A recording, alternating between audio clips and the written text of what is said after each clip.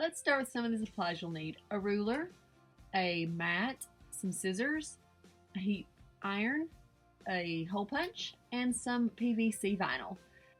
I start out by marking the mat for the size that I'm going to need to go in my planner. I also mark where each of the holes need to go.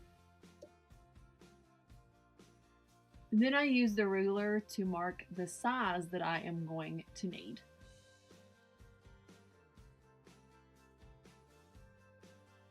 I just use my scissors and cut that out. It's really kind of heavy, so it's kind of hard to cut out, but I got it done with the scissors.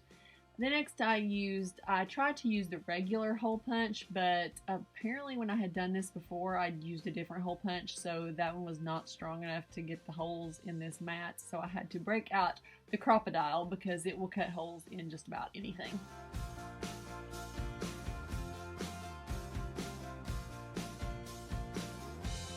Next, I just cut small little, I don't know what to call them, like aisleways, and that's what will make it to where it can slip onto the discs that are in my planner.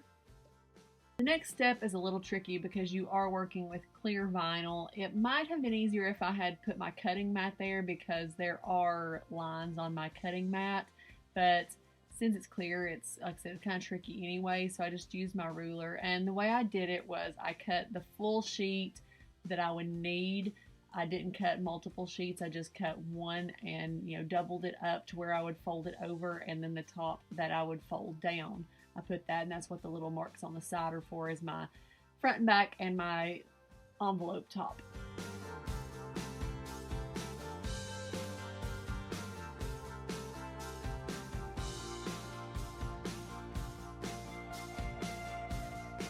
Next, I just checked to make sure both sides were even in the same sheet as the paper from my planner.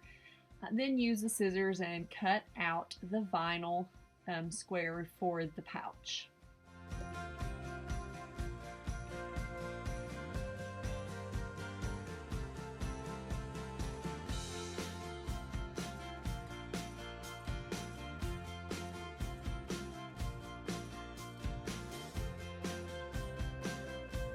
Using a paper towel with just a little bit of alcohol in it, I then removed the marker that I had used to mark it to know where to cut, and it comes off very easy with the alcohol.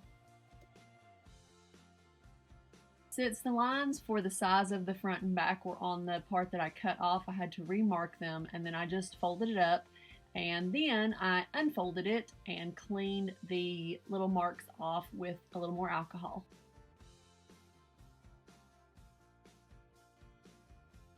Next, I just used a regular hair straightener to kind of melt the sides together. I do have a sealer that I use when I do smaller things, but I knew that this was a larger project and my sealer would not work. I also marked it so I could kind of line up how much I wanted to seal. That one I held it for a little too long and almost melted the side. I did use like just the tip of the press, and that seemed to work okay, except it left little like weird lines, but that's okay. It was still sealing, it just kind of left little weird lines.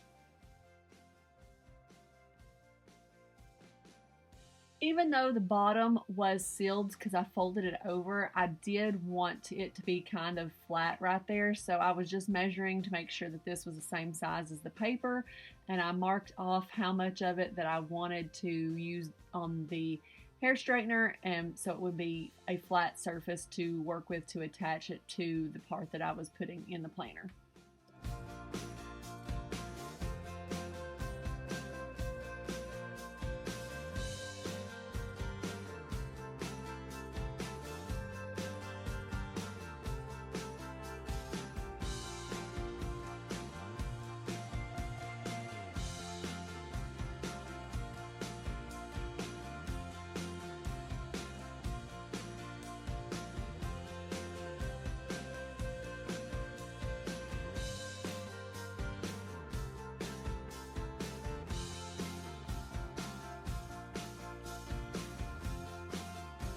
I wanted rounded corners, so I just had the lens cover that was laying on my desk, and so I used it to trace to make the corners rounded so they wouldn't be pokey. Then I cut them off.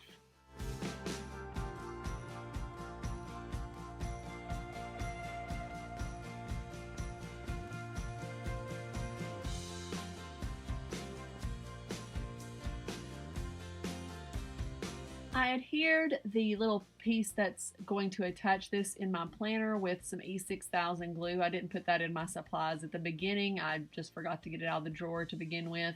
So I just put a nice little dollop down the edge and pressed it firmly so that it kind of covered the entire piece right there.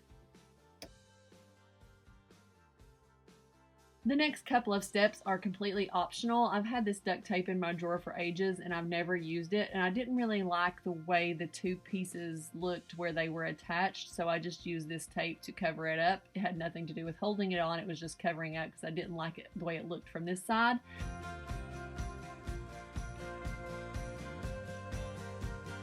I also designed this little name thing in Photoshop and then just decided to cut it with my Cricut. So I put it into the Cricut software and cut it. Also, when I transfer vinyls most of the time for myself, I just use masking tape because it's a lot cheaper than transfer tape and it really works just as well. I guess the only thing is you can't always see through it as well as you can the transfer tape, but it is a whole lot cheaper than buying transfer tape.